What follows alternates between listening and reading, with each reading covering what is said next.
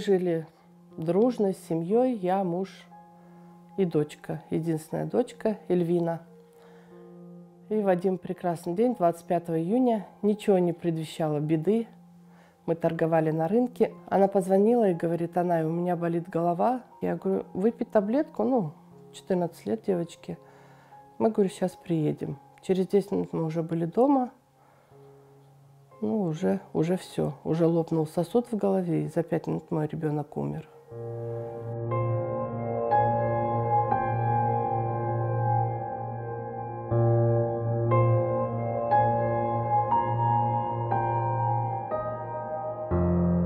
Детей нет, смысла в жизни не было вообще. Ездила на мезарлык чуть ли не каждый день. Сяду к ней на могилку и говорю: кызым, для чего я живу? Кто на меня еще в этой жизни когда-нибудь скажет мама? Никогда никто.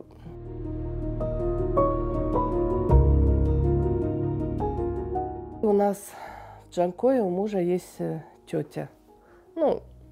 И она мне звонит, говорит: Диляр, у вас в Нижнегорском районе маму лишили родительских прав, дети, татары, крымско-татарская семья. Не хотите посмотреть? Там 2 девочки маленькие и 2 мальчика.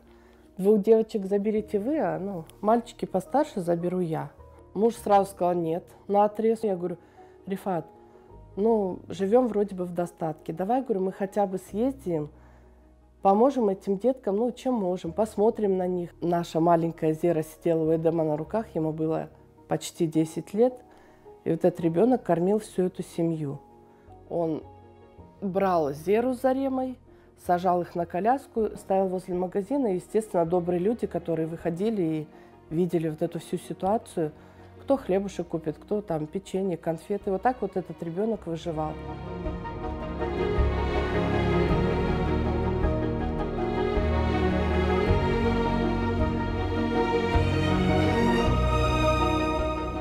Мы приехали домой, дети, Зера у меня на руках, все остальные побежали в огород, начали есть буряк сырой, кабачки сырые. Я же говорю, кукуруза у нас росла. Я села, и муж говорит: Рифат, что мы натворили? А он говорит: вот эти дети, они вернут тебя к жизни, именно они. Когда я уже вечером обнимала, ложилась, обниму этих деток, и чувствую сердцебиение вот этих 2 девочек.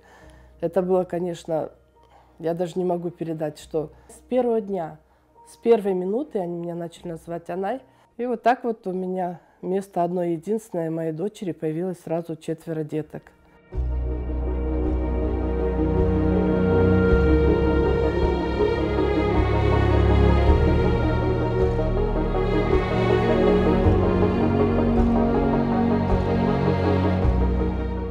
Потом я ездила к специалистам, и мне один психиатр сказал: вы, говорит, ложите ее к себе на плечо и пойте ей песни. Просто, чтобы она чувствовала вашу любовь. И мы пели ей песни, и я пела, и танцевали. И в 5 лет она начала у нас говорить предложениями. Как говорит моя Зера маленькая: Анай, не тот, кто родил, а тот, кто воспитал. Вы наша Анайка. Мы вас очень любим, и на вас очень похожи. И даже ищет на теле родинки. И говорит: Анайка, у меня даже родинки такие, как у вас, да, на том же месте. И поэтому я полностью ваша дочка.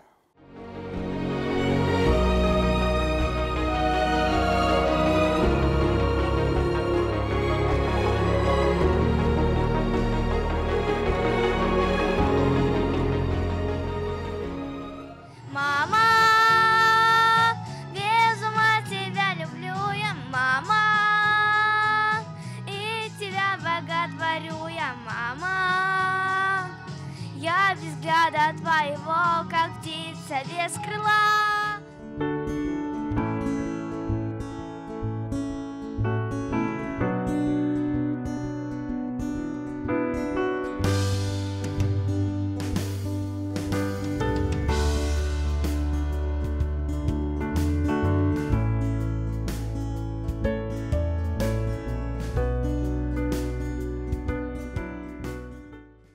Моя любимая вот эта, необычной формы. Это, кстати, идея Анайки. Я мечтаю стать дизайнером интерьера.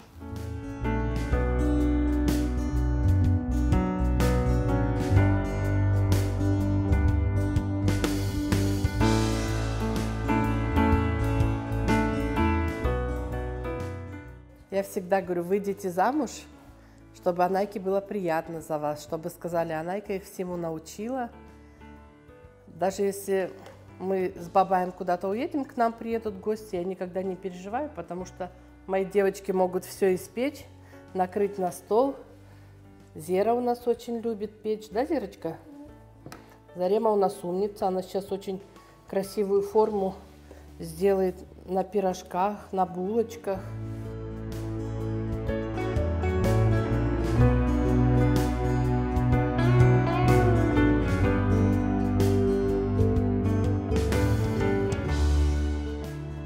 Помогает мне дом строить. Вместе строим. Ну, ему это все останется. Если женится, вдруг не уедет. Сейчас. Дальше. Останешься здесь? Все время выезжай.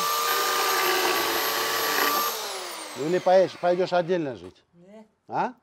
Нет? Здесь будешь? Вот когда я вырасту, я открою свой автосервис, это его мечта. Куплю вам Range Rover, и говорит, вы будете у меня самая крутая Анайка, и будете ездить на машинах. Ну, сметят все, пусть мечты их сбываются. Я всегда говорю детям, вы самое главное, чтобы у вас была мечта, мы с Бабаем в любом случае вас поддержим. Все, что от нас зависит, мне жить не для кого, я живу, ну как, для этих детей. Самое главное, чтобы выросли хорошими людьми.